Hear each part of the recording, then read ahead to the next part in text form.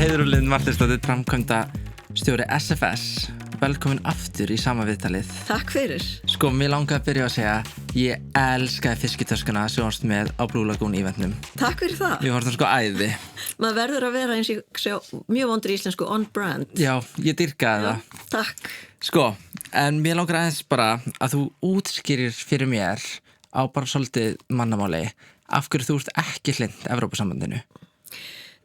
Sko, hvað atvinnugreina sjávarútveg snertir, þá höfum við svo sem ekki tekið afstöðu til þess, erum við með á móti Evrópusambandinu.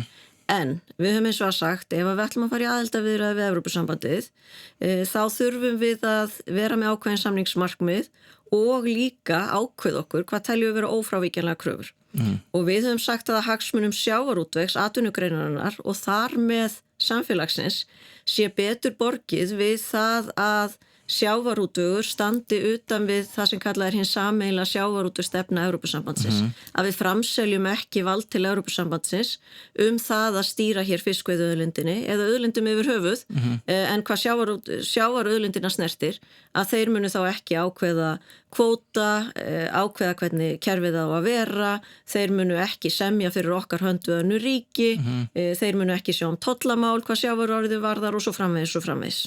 Ok, gætið þú aðeins útskýrt fyrir mér hvað sjávarmálastefna Evrópusambandsins er, þú veist, í svona stuttu máli einhvern veginn? Já, sko hún gengur auðvitað út á það að Evrópusambandið fer með fiskveiðistjórnunina, þá bara hvernig við stýrum nýtingu þessar auðlindar, vegna þess að þetta er í raun verndun sjávar auðlindarinnar sem slíkrar innan Evrópusambandsins. Þetta er líka svona sameiginlega viðskiptahagsmuni, þá tollamálin meðal annars, og þetta er líka þá sameiginlega sjóða úthlutanir, þá styrkja úthlutanir til sjávarútvegs. Það er í svona þessi þríþætta stefna Evrópusambandsins í sjávarútvegsmálum. Þannig að í raun er það þá þannig að þau ríki sem eru innan Evrópusambandsins að þá auðvitað bara hafa allir aðgang að lögsögu, fiskveiði lögsögu annara ríkja og geta þá veitt þar ef þeir hafa þar að segja kvóta í þeim tegundum sem þar eru, en líka að Evrópusambandi semur fyrir hönd allra þessara ríkja þegar að er að ræða svokallega deilistofna sem eru fiskveiði tegundir sem að ganga á milli lögsagna, synda á milli íslensku, færeysku, norsku, Evrópusambands, bresku, rússnesku lögsögunar, þannig að við þurfum að ákveða sameiginlega hvernig að skipta þessum fiskistofnum. Þá gerir Evrópusambandi það, en ekki þá Ísland sjálfstætt. Hvaða fiskur er það? Þetta er kolmunni, norsk-íslensk síld og makríll. En þetta getur líka verið til dæmis loðna, sem að er bara mjög stór stofn fyrir okkur Íslendinga. Við erum yfir 80% af heimildum í loðnu, en þetta er svokallaður deilistofn, sem að við erum þá að yfirfæra eða færa til Evrópusambandsins að Evrópusambandi færi þá með forræði á því að semja þessa stofna til framtíðar. Eru við ekki að ofveiða loðnu út í að ég sko freka mikið út að borða og loðna er alltaf fiskur dagsins? Loðna? Mér finnst ég alltaf að það sé fiskur dagsins. Nei, það er sko Ég er ekki að djóka. Þá ertu alveg, ég segir að þú 200% að rugla vegna þess að Íslendingar borða ekki loðnu. Svona bara einn á sér því hún er mjög lítill fiskur og þetta eru fyrst og síðast Japanir sem að borða loðnu. Og þá geti ég vera að bulla, mér finnst ég alltaf vera að heyra að sé loðuna. Já, en það eru sko, ég myndi halda að séu svona 90% líkur á því að þegar þú borða sushi, að þá ertu að borða loðnu hrogn. Þessi litlu hrogn eru í langflestum tilvika er það loðnu hrogn. En þú ert ekki að borða löngu eða lúðu. Ég er að tala löngu. Þetta er L-kategórían á fiskitegundum. En ég væri mjög stolt að þér að þú værir að kjamsa á loðnu alla daga. Er hún góð? Nei. Ok. Sko, mér langar að spyrja þess, af hverju eru við hrættum á útlendingar sem að kaupa fiskinn í sjónum þegar það er, sko, eins og ég best veit, mestmegnis útlendingar sem eiga eins og til dæmis Arnarlax? Já, þá ertu að tala sko annars vegar fiskeldið og þar er erlend fjárfesting svo sannarlega og stórir aðalega norskir fjárfestar eru með stóra hlutdeild í þessum félögum sem að er í fiskeldi á Íslandi. Ég var útskýrað fyrir Baldvin líka, það er auðvitað vegna þess að við höfðum hvorki þekkingunni fjármagn til að byggja upp fiskeldið. Við höfum hins vegar þekkingu og fjármagn og höfum byggt upp sjávarútveg þannig að eftir er tekið á heimsvísu. Þannig að við, okkur mjög umhugað að við höldum því vegna þess að við sjáum hvernig farið hefur fyrir sjávarútvegi annarra þjóða, meðal annars innan Evrópusambandsins, þar sem að erlendir aðilar hafa geta keypt sig inn í sjávarútveg og þá kvóti þess lands þegar honum úthlutað að þá hann að litlu leyti nýttur til verðmæta sköpunar í því landi. Þannig að hann getur þá ýmist verið fluttur óunninn úr landi eða jafnvel ekki landað í því landi sem að útluta kvótanum. Þannig að ef að við viljum meina þá sem auðvitað rétt að sjávarauðlindin sameign íslensku þjóðarinnar og við viljum auðvitað þá fá afraksturinn af því, þá bara mjög mikilvægt þegar að fiskur veiddur og hluti af þessari keðju að fisknum sé landað á Íslandi og unnin á Íslandi að svo miklu leyti sem það hægt. Og okkur hefur bara tekist frábærlega til, sérstaklega með okkar svona verðmætustu tegundir, að þá við að hámarka verðmætin hér heima og af því koma bara ótrúlega mikil verðmæti í formi ekki bara skatttekna, heldur auðvitað allra þeir sem starfa í sjávarútvegi, þetta hálaunastörf bæði til sjós og lands, landvinnslan yfir meðaltali, mánaðarlaun í landvinnslu. Þannig að á heimsvísu við auðvitað bara hálauna land en við líka bara stolt af því. Við að greiða góð laun í sjávarútvegi, þetta heilsástörf, þetta góð störf, þetta örugstörf. Það það allt sem að samfélagi nýtur góðsans. Þetta útsvarstekjur, þetta skattekjur fólksins sem vinnur þarna, þetta tekjuskattur fyrirtækjana, þetta veiðigjaldið og svo framvegis og framvegis. Þannig að við að leggja til samfélagsins, við sem að störfum í sjávarútvegi eða sjávarútvegsfyrirtækin, í stað þess að vera þiggjendur úr sjóðum skattgreiðenda á Íslandi eða þá sjóðum Evrópusambandsins og það auðvitað miklu leyti þannig innan Evrópusambandsins að fyrirtækin að fá styrki úr risastórum sjóðum Evrópusambandsins. Það getur varla talist sjálfbært. Við viljum miklu frekar hafa þetta á hinn veginn að við sem að búa til tekjur. Ok, ef við myndum gangi í Evrópusambandið, myndum við þá missa okkar kvóta, myndum við ekki halda þeim? Það ekki hægt að fullyrða það að við myndum halda kvótum varanlega. Vegna þess að ef við myndum bara gangin í Evrópusambandið og engar undanþágur, þá segja margir, það skiptir litlu máli vegna þess að við myndum fá útluta þeim kvóta því að við höfum veiði reynslu. Við erum þau sem búin að veiða, þess að verður Evrópusambandið að útluta því til okkar. Það byggir hins vegar á reglugerð að Evrópusambandinu beri að útluta því til okkar, en þeirri reglugerð bara hægt að breyta með auknu meirihluta samþykki í ráðherraráði Evrópusambandsins og þó svo Ísland væri á móti, þá væri samt hægt að innleiða það að reglan hlutfallslega stöðuleika að hún verið tekin burt eða henni verið breytt. Og það hefur verið talað það í mjög langan tíma innan Evrópusambandsins að það verði að breyta þessari reglu. Að hún sé ekki að þjóna markmiðum sínum, það sé jafnvel verið að útluta löndum á grundvelli gamallar veiðireynslu sem að skipta ekki máli lengur og lönd sé að fá útluta meira en þau ætti að fá, sum lönd sé að fá útluta minna en þau ætti að fá og svo framvegis. Þannig að reglan ekki greypt í stein og það áhætta sem að við værum þá að taka með bara mjög mikilvæga útflutningsatvinnugrein okkar Íslendinga. Og hvers vegna þegar maður talar þá og nú skal ég reyna að vera ekkit eitthvað mjög flókin. Í mínum huga hafa öll samfélög bara eitt sameiginlegt markmið og það það að búa til verðmæti til þess að flytja út og búa til gjaldeyri, auka útflutningstekjur okkar til þess að halda hér einhverjum hagvexti og góðum lífskjörum. Hvernig hefur okkur Íslendingum tekist? Okkur hefur bara tekist nokkuð vel. Það frábært að búa í Íslandi samkvæmt öllum mælikvörðum. Við erum með hæstu tekjur í heimi, þetta örugt land, við erum með jafnrétti, við erum með jöfnuð, við erum með minnsta ungbarnadauða, við erum frábært land í alla staði. Erum við fullkomin? Alls ekki. En ég meina það ástæðan fyrir að við erum gott land vegna þess að sjávarútvegur öflugur, að okkur hefur tekist að búa hér til ótrúlega mikil verðmæti sem við erum að flytja út í heiminn og fá auðvitað tilbaka tekjur.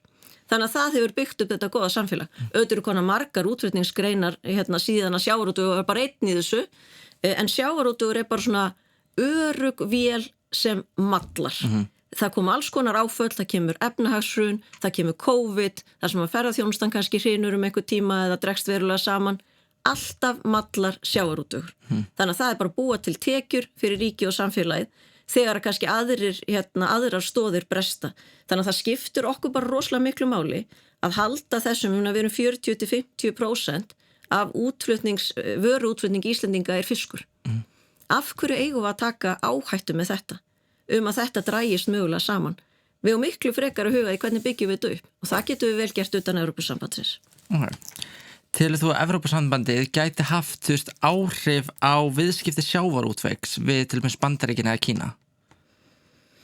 Eða erum við ekkert í það miklum viðskiptum við þau að það eitthvað sem við þurfum að pæla í? Jú, ég meina við erum með fríverslunarsamning við Kína, Ísland. Evrópusambandið ekki með fríverslunarsamning við Kína og við höfum séð útflutning okkar til Kína aukast hægt og bítandi. Allt tekur þetta tíma, bara búa til markaði, búa til viðskiptasambönd, en það eru rosaleg tækifæri í Kína. Af því að það er bara millistéttin fyrir ört stækkandi og þau eru bara svo mörg og við erum með tiltölulega takmarka frambúða fiski að þetta er mjög spennandi markaður. Sama með Indland, þar eru þetta svo sem með EFTA-ríkjunum með fríverslunarsamning. Þannig að ef við gengjum inn í ESB, ég meina þá erum við ekki með þessa fríverslunarsamninga en á móti kemur að það geta verið líka jákvæða kostir, sem að segja það nú, að það geta verið felldið niður tollar inn til Evrópusambandsins á einhverjum afurðum og annað þess áttar. En svona miða við þetta, að það er eitthvað gefið og eitthvað tekið í tollamálum, að þá myndi ég ekki halda að þetta sé það sem að svona gerir, er svona úrslita atkvæð í því hvort að sjávarútvegur eigi að vera innan utan Evrópusambandsins eða Ísland yfir höfuð. Þannig eru bara kostur og gallar. Ok. Sko, ég las einhvers staðar að sjávarútvegsstofnun Evrópusambandsins hefur verið gagnrýnd frekar mikið fyrir ofveiði og slakt eftirlit. Er það eitthvað, þú veist, er möguleiki að það geti komið bara ofveiði á Íslandi ef við myndum ganga inn í Evrópusambandið? Það getur alveg gerst, þetta er bara, maður sér það bara því að nú hef ég verið viðloðandi, verið í samninganemndum út af meðal annars deilistofnunum þar sem við erum að semja við önnur ríki hlutdeild okkar í þeim, að sjá svona aðeins fá innsýn inn í Evrópusambandið og það er bara rosalega menningarlegu munur það hvernig við hugsum nýtingu á þessar auðlind. Við erum, og sérstaklega núna í seinni tíð, er okkur mjög umhugað og það er hluti af okkar góðu sögu að við séum að fylgja vísindalegri ráðgjöf, að við séum ekki að taka meira úr sjónum heldur en stofninn þolir og við séum að tryggja það að stofninn haldi áfram að endurnýja sig þannig að næstu kynslóð geti líka nýttan. Innan Evrópusambandsins er það að gerast ítrekkað og iðurlega að það sé farið umfram vísindalega ráðgjöf þegar að endanleg, þegar Evrópusambandið ákveður hver heildar veiða á að vera. Á hverju gerist það? Jú, vegna þess að það eru margir munnar til að fæða í mismunandi löndum. Þannig að Spánverjar vilja fá sitt, Hollendingar vilja fá sitt, Danir vilja fá sitt, allir bítast þeir tiltölulega takmarkaðan afla. Og þá er tilhneigingin alltaf, bara tökum aðeins meira svo við getum reynt að skiptir svo milli. Já, laga þennan sískin ágreining og allir fá eitthvað fyrir sinn snúð. Þannig að það er bara mikill menningar munur þarna það hvernig við göngum hinna vísindalegu ráðgjöf. Sko, hvalveiðar er búið að vera frekar heitt umræðefni bara í alveg ágætnan tíma, myndi ég segja. Já. Ef við göngum inn í Evrópusambandið, hafa þau eitthvað að segja hvort að við förum að veiða hvali eða ekki? Evrópusambandið hefur verið mjög afdráttarlaust í því að Íslendingar eru að hætta hvalveiðum. Það er bann við veiðum á hval og viðskiptum með hvalaafurðir hjá Evrópusambandinu og það er ekki í hinni sameiginlegu sjávarútvegsstefnu, það er í umhverfiskafla. Þegar við erum ræða mismunandi kafla í þessum samningaviðræðum og það er ekkert sem að gefa tilefni til þess. Evrópusambandið var mjög afdráttarlaust í því þegar þetta var rætt í aðildarviðræðunum 2009 að þetta yrði skilyrði sem Íslendingar yrðu að uppfylla. Þetta er út af hluti, ekki bara sögu okkar, heldur líka hluti af fullveldi okkar það og sjálfstæði að við nýtum þær auðlindir sem að eru hér innan okkar lögsögu. Sjálfbær nýting auðlinda og það maður sér það alveg í umræðinu og eins og núna er töluvert rætt hvalveiðar að einhverjir haldi því fram að langreyðar sem verið að veiða sig í útrýmingarhættu, það er þetta alls ekki þannig. Allt er þetta byggt á ráðgjöf Hafrannsóknastofnunar og NAMCO og fleiri sem að veita ráðgjöf það hvað stofninn þolir af því sem veitt er. Ég veit hins vegar þetta er mikið tilfinningamál en stundum þurfa að reyna að aðskilja tilfinningar og hvað er svona skynsamlegt og sjálfbært til lengri framtíðar að við séum að nýta þá stofna sem að eru hér í hafinu og við getum gert verðmæti úr. Hvað eru að veiða marga hvali ári, cirka, veistu það? Það er nú mjög misjafnt frá einu ári til annars. Stundum er þetta nokkri tugir dýra, stundum fyrir þetta yfir 100. Þetta er ekki 1000 hvala? Nei. Okay. Og ráðgjöfin hefur nú verið tiltölulega lág undanfarin ár og rannsóknir það þarf nú að bæta rannsóknir heldur töluvert sem liggja baki ráðgjöfinni. Þannig að við gætum vafalaust veitt meira. og sjaldan hefur allur kvótinn verið veittur. Þannig að þetta eru kannski einhverju 10 dýra upp í 100. Ok, sko, mér langar að spyrja þig, hver er svona uppáhalds kvótakóngurinn þinn?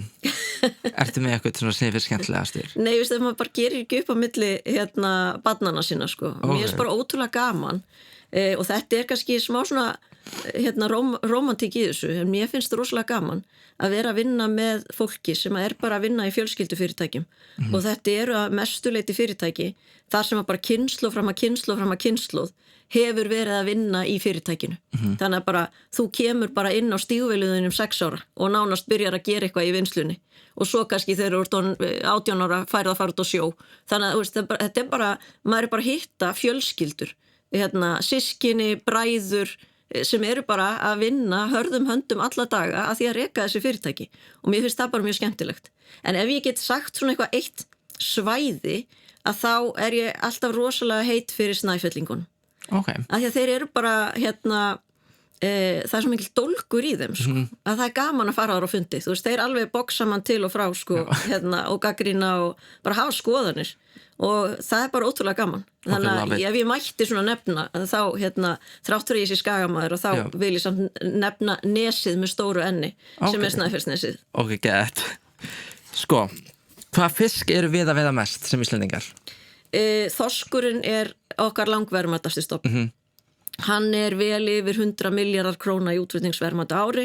Ef að heildar útflutningsverðmæti eru svona 350 til 400 miljardar króna, að þá er þorskurinn 100 til 120, 30, 40 miljardar króna.